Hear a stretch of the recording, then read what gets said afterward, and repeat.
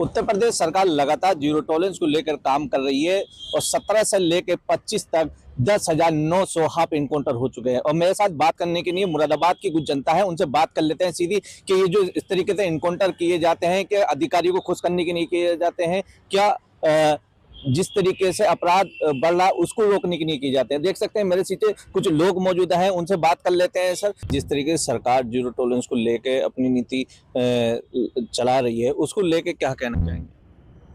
मतलब इसको लेकर ये कहना चाहेंगे कि सरकार जो है एक नफरत की राजनीति कर रही है ना।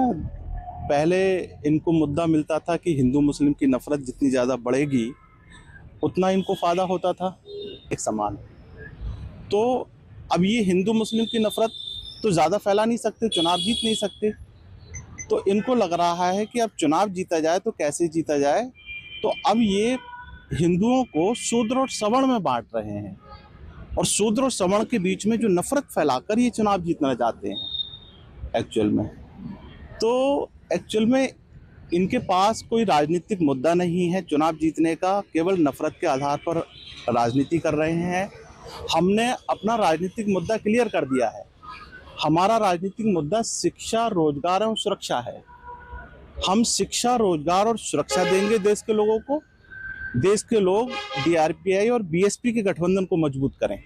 देखिए, कुछ और भी हैं, उनसे भी बात कर लेते हैं सीधी। क्या नाम? मेरा नाम सुशील है। सुशील जी, जिस तरीके से उत्तर प्रदेश सरकार लगातार हाफ इनकाउंटर करवा रही है, लगातार जिस तरीके से अपराधियों के ऊपर शिकंजा कसा जा रहा है, तो हाई कोर्ट की तरफ से एक आदेश हुआ है जिससे कि इनकाउंटर को लेकर क्या देखते हैं? देखिए, 2017 से लेकर और अब तक 2025 लास्ट दिसंबर तक जो सरकारी आंकड़े हैं वो 16,284 मुठभेड़ें हुई हैं उत्तर प्रदेश के अंदर, जिसमें से 266 लोग मारे गए हैं और 10,990 लोग ऑपरेशन लंगड़ा के तहत घायल हुए हैं। अब 9 साल में 12 से गिराओ 108 से अगर इन पूरे आंकड़े को भाग करेंगे आप, तो करीबन 114 लोग हर साल पुलिस के ऊपर तमंचा ताने खड़े रहते हैं। हर साल पुलिस के ऊपर तमंचा ताने खड़े रहते हैं, तो कहाँ से पुलिस वो हो रही है? हाँ, ये नो डाउट कि सीसीटीवी नेटवर्क बड़ा है, साइबर की ट्रेनिंग पुलिस को दी जा रही है, पुलिस स्मार्ट हो रही है, लेकिन अपने आप में ये भी सवाल है कि जो ये कहते हैं कि जीरो टॉलरेंस, अपराध मुक्त यूपी हो गया है, तो पुलिस के ऊपर गोली चलाती है हर बार बदमाश, तो आम जनता का क्या हाल होगा? ये है। क्या मानते हैं आप, ये जो हाफ इनकाउंटर हो रहा है सही हो रहा है? नहीं, सबको पता है कि हाफ एनकाउंटर कैसे होती है, हाफ एनकाउंटर कैसे होते हैं सबको पता है। पुलिस का निशाना इतना सटीक है कि टांग के अलावा गोली भी नहीं लगती है कहीं दूसरी जगह, घुटने से नीचे लगेगी या घुटने में लगेगी, इतना सटीक निशाना है। तो ये सबको पता है कि कैसे पुलिस गोली चल मारती है और कैसे हाफ एनकाउंटर करती है। तो आपकी माने तो इसका मतलब ये है कि जो अधिकारी हैं उन्हें खुश करने के लिए बिल्कुल नहीं, तो प्रशासन को, शासन को और प्रशासन को खुश करने के लिए सब काम किए जाते हैं। देखिए, मेरे साथ कुछ और भी लोग हैं, उनसे भी बात कर लेते हैं। क्या नाम? कशिश फारसी। वर्जी जी, जिस तरीके से सरकार जीरो टॉलरेंस को लेकर लगातार दावे कर रही है, लगातार जो अपराधियों पे हाफ इनकाउंटर करके उन्हें जेल भेज रही है, क्या किस तरीके से मानते हैं, देखते हैं? देखिए, एक बात समझ लीजिए, जब से उत्तर प्रदेश में योगी जी की हुकूमत आई है, भारतीय जनता पार्टी की हुकूमत आई है, तो ये तो मानना पड़ेगा कि जो फसाद होते थे हिंदू मुस्लिम, उसका रेशो ना के बराबर आ गया। थोड़ा बहुत हंगामा कांवड़ में हुआ था, लेकिन मुख्यमंत्री का एक बयान आने के बाद कि किसी कांवड़ियों को नहीं बख्शा जाएगा अगर उसने माहौल खराब करने की कोशिश करी, उसके बाद कांवड़ के ऊपर भी कोई हंगामा नहीं हुआ। जहाँ तक क्राइम रेट का ताल्लुक है, ये भी अपनी जगह कटु सत्य है कि क्राइम रेट घटा है। अब जब पुलिस से मुठभेड़ होगी तो मानना पड़ेगा भाई, कहीं ना कहीं तो गोली लगेगी। जब पुलिस के ऊपर कोई गोली चलाएगा तो पुलिस आत्मरक्षा के अंदर फायर तो करेगी और कहीं ना कहीं तो लगेगी। मतलब आप का कहना यह है कि जो योगी की सरकार पुलिस जो इनकाउंटर कर रही है वो सही कर रही है? नहीं, इनकाउंटर गलत कब होते हैं ये बताइए? आप ये कहना चाहते हैं कि पुलिस इनकाउंटर गलत करती है? तो ये तो पुलिस के ऊपर आरोप लगाना हो गया ना, और सीधे सीधे आरोप नहीं लगाना बल्कि पुलिस को गुनाह के घरे में खड़ा करना हो गया।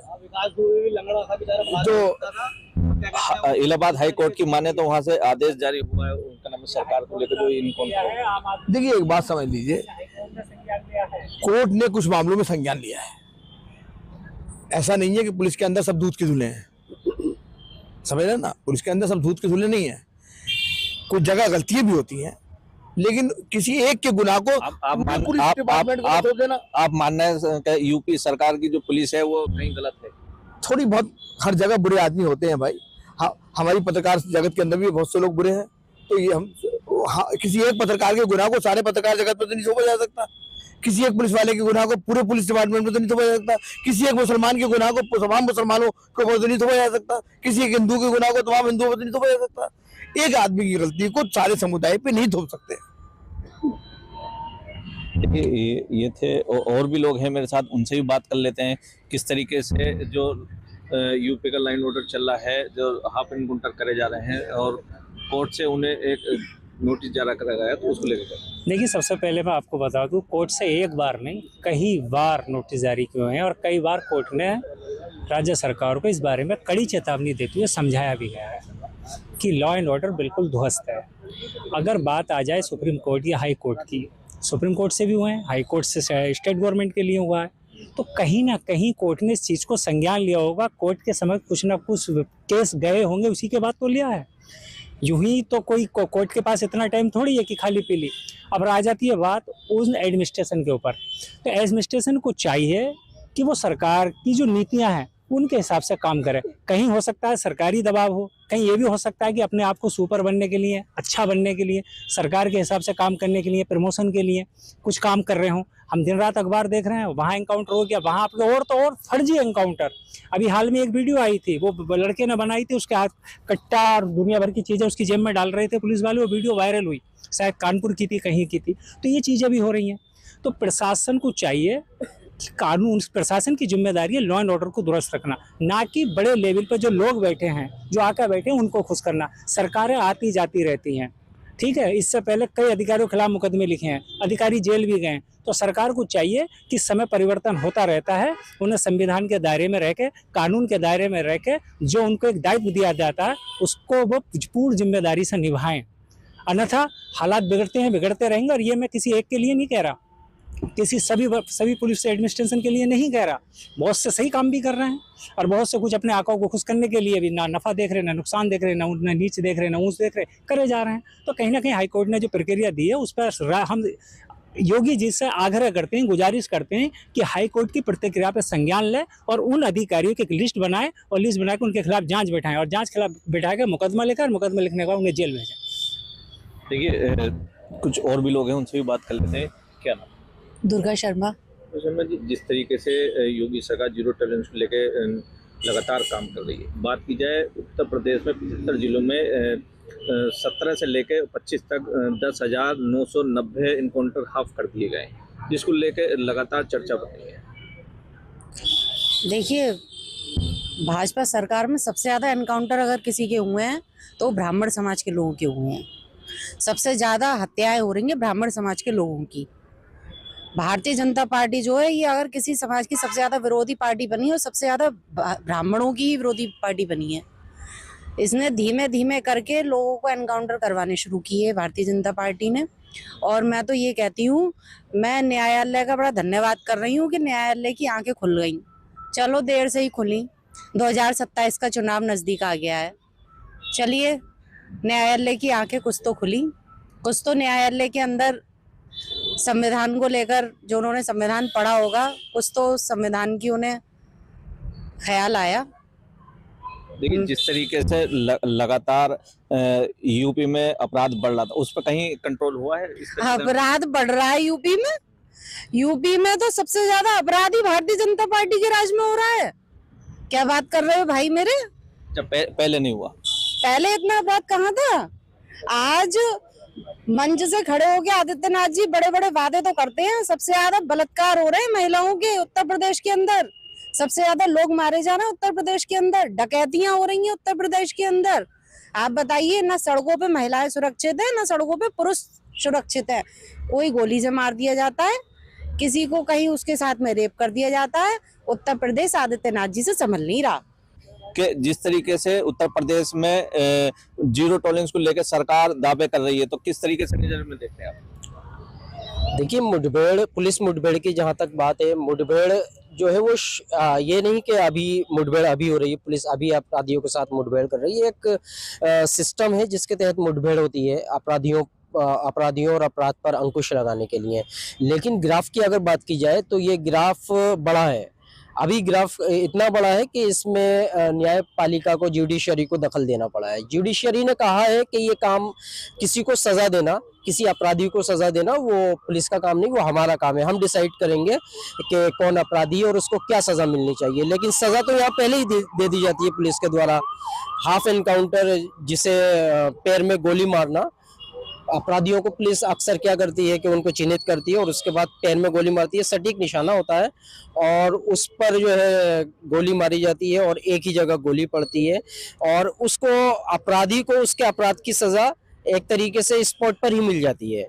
ये क्या मानते हैं आप, इनकाउंटर जो हो रहे हैं फर्जी हो? नहीं, एनकाउंटर फर्जी की बात तो बाद में आती है। एनकाउंटर हो रहे हैं, इस पर संज्ञान क्यों लिया, न्यायालय को क्या जरूरत थी इस पर एक तरीके से अपनी जो बात कही है न्यायालय ने, और सरकार को कोर्ट किया उसमें कि आप जो है इस पर रोक लगाइए। इस तरीके से जो ये एनकाउंटर किए जा रहे हैं, हाफ एनकाउंटर किए जा रहे हैं, ये इतने क्यों हो रहे हैं, इस क्या पीछे इसकी वजह क्या है। और इसमें न्यायालय ने ये भी कहा है कि ये जो एनकाउंटर पुलिस द्वारा हाफ एनकाउंटर किए जा रहे हैं, अपराधियों के पैरों में लगातार गोली मारी जा रही है। एक बहुत बड़ा आंकड़ा आपने बताया, 10,990 2017 से 2025 तक का एक बड़ा आंकड़ा है। क्योंकि जब गोली लगती है किसी की तो उसकी पीड़ा और उसका दर्द वही जानता है। लेकिन जो न्यायालय ने ये बात कही है, क्यों कही है, ये एक अहम मुद्दा है, ये एक सोचने की बात है। न्यायालय को इसमें दखल देना पड़ा, तो कहीं ना कहीं ये सरकार के लिए सोचने की बात है कि हाफ एनकाउंटर पे किस तरीके से, क्या अंकुश लगाने की अब वक्त आ गया है कि हाफ एनकाउंटर जो आप किए जा रहे हैं, इससे जो अपराधी होता है, जो अपराध होता है, क्या वो खत्म हो जाएगा? नहीं, न्यायालय की मंशा ये थी कि आप अपराधियों को जो सजा देते हैं वो काम आपका नहीं है, सजा हम देंगे। और अगर आप सजा दे रहे हैं अपराधियों को, आप सजा दे रहे हैं, पुलिस सजा दे रही है, तो कहीं ना कहीं वो अपने उच्च अधिकारियों को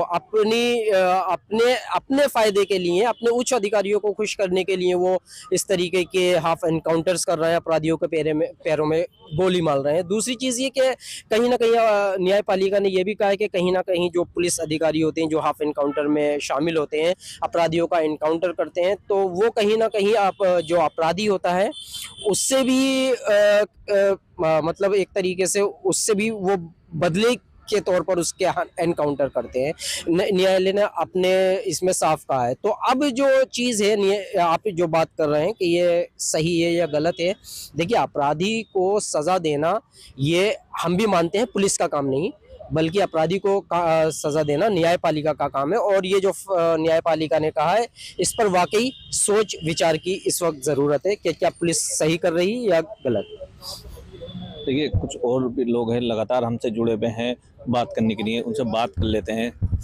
किस तरीके से देखते हैं आप जीरो टॉलरेंस को? देखो, जीरो टॉलरेंस की बात यह है कि जितने भी गंभीर अपराध हुआ करते थे, जैसे लूट और डकैती, उसमें जरूर 85% का ग्राफ जो है नीचे आया है।